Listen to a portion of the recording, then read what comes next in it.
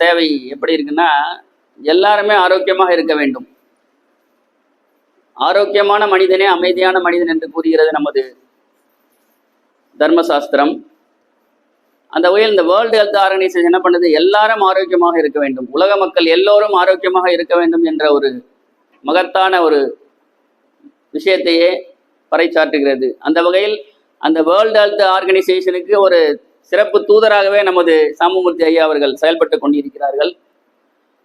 உடல் ஆரோக்கியம் என்பது நமது மகான் திருமூலர் அவர்கள் கூறுகிறார்கள், உடம்பினை முன்னம் இழுக்கென்று நின்றேன், உடம்பினுக்குள்ளே உருபொருள் கண்டேன், உடம்பினுள்ளே உத்தமன் கோயில் கொண்டான் என்று உடம்பினை யான் இருந்து ஓம்புகின்றேன் என்று கூறுகிறார்கள். அப்போ இந்த உடலை ஒரு இழுக்கா நினைச்சிருக்காங்க. அப்போ அதுக்கப்புறம் தான் தெரியுது, இறைவனே இந்த உடலுக்குள்ளதான் கோயில் கொண்டிருக்கலாம் இருக்காரு அப்படின்றத தெரிந்து கொண்டு நான் இந்த உடலை ஆரோக்கியமாக வைத்துக் கொள்ளக்கூடிய வழிமுறைகளை தெரிந்து கொண்டேன் என்று கூறுகிறார்கள்.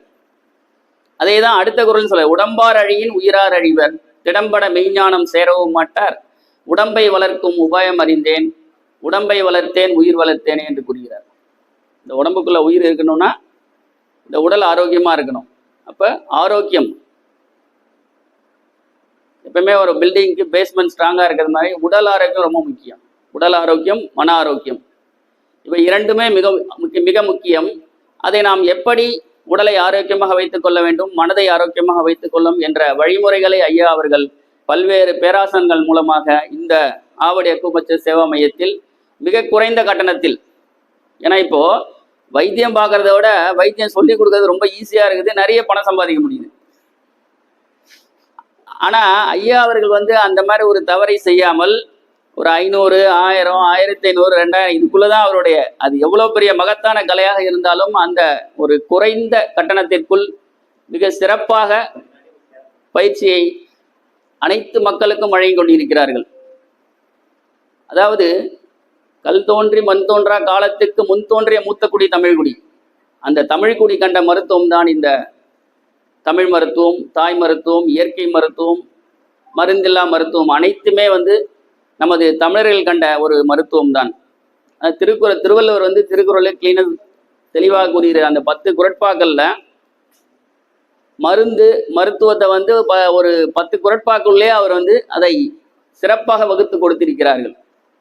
மிக முக்கியமா என்னன்னா, மருந்தன வேண்டாவாம் யாக்கைக்கு அருந்தியது அற்றது போற்றி உணின் என்று கூறியிருக்கிறார்கள்.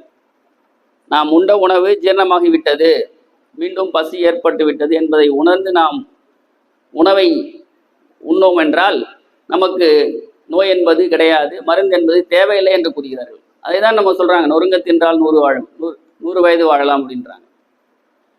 நமது உணவை நன்றாக ருசித்து ரசித்து அரைத்து உண்ண வேண்டும்.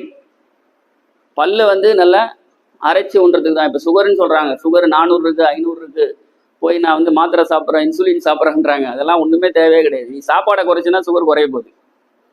நன்றாக மென்று சாப்பிட்டால் சுகர் என்பதே கிடையாது. இது ஒரு பலவீனம், ஒரு அஜீரண கோளாறு தான் சர்க்கரை வியாதி. அதே போல திருவள்ளுவர் கூறுகிறார்கள், மிகினும் குறையினும் நோய் செய்யும் நூலோர் வழிமுதலா எண்ணிய 3 என்று கூறுகிறார்கள். நம் உடலுக்கு நோய் வருவதற்கான காரணங்கள் 3 விஷயங்கள் தான். வழிமுதலாக எண்ணிய 3 என்றால் வாதம், பித்தம், கபம். காற்றின் கூறு, நெருப்பின் கூறு, நீரின் கூறு, இது மிகுந்தாலும் குறைந்தாலும் நோய் என்று கூறுகிறார்கள். இவ்வளவுதான்.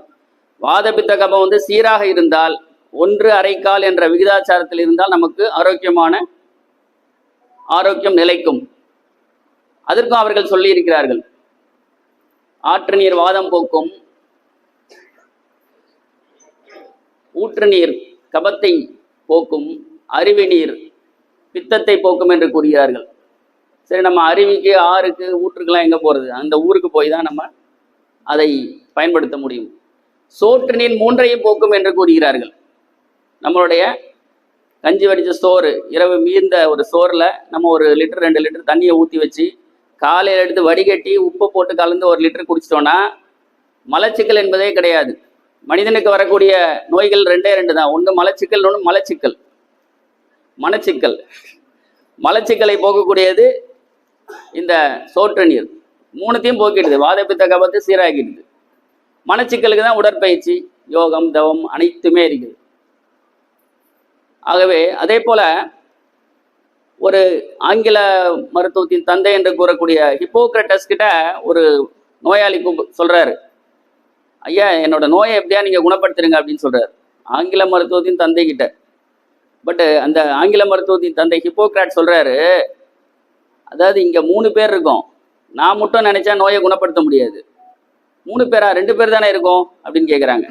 ஒன்று நான் மருத்துவர், இன்னொன்று நீங்க நோயாளி, இன்னொருத்தர் நோய். நானும் நீனும் சேர்ந்து தான் அந்த நோயை குணப்படுத்த முடிஞ்சு, நான் மட்டும் நினைச்சா அந்த நோயை குணப்படுத்த முடியாது என்பதை தீர்க்கமாக அன்றே கூறி சென்றார்கள். ஆனால் அதை விட தொன்மை மிகுந்த உலக பொதுமுறையான திருக்குறள் கூறுகிறது, ஒரு மருத்துவனா யாருன்னா ஒன்று நோயாளி, மருத்துவர், மருந்து, அடுத்து செவிலியர், அந்த நோயாளியை கவனித்து கொள்ளக்கூடிய அவருடைய உறவினரோ ஒரு நர்ஸுன்னு சொல்லக்கூடிய செவிலியரோ இருக்கணும். 4 பேர் சேர்ந்தால்தான் அது மருத்துவம் என்று கூறுகிறார்கள். அப்போ ஹிப்போக்ரட்ஸ்க்கும் மேலே இவர் 3 பேர்னாரு. நம்ம தந்தை திருவள்ளுவர் என்ன சொல்றாரு, 4 பேர், இதுதான் மருத்துவம் என்று கூறுகிறார்கள். அந்த அளவுக்கு அந்த தொன்மை வாய்ந்த, பெருமை வாய்ந்த, சிறப்பு மிக்க நமது தமிழருடைய வாழ்க்கை கலை. நம்ம இவ்வளவு நோய்கள், நாளொரு மேனியும் பொழுதொரு வண்ணவுமாக நாம் இந்த நோயால் அவதிப்பட்டு கொண்டிருக்கிறோம் என்றால் அதற்கு காரணம் நமது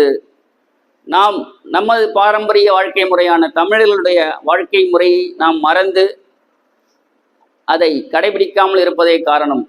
அந்த தமிழர்களுடைய வாழ்க்கை முறைகளை, தமிழர்களுடைய மருத்துவ கலையை நம்ம அனைவருக்கும் மிக எளிய முறையில், குறைந்த கட்டணத்தில், மிகவும் சிறப்பாக, தெளிவாக நபிகள் நாயகம் அவர்கள் கூறுகிறார்கள், கற்றுக்கொள்ளுங்கள், பிறருக்கு கற்றுக் கொடுக்கும் அளவுக்கு கற்றுக்கொள்ளுங்கள் என்று கூறுகிறார்கள். அந்த மாதிரி நம்மகிட்ட படித்தவங்க அவங்களே போய் பிறருக்கு கற்றுக் கொடுக்கலாம்.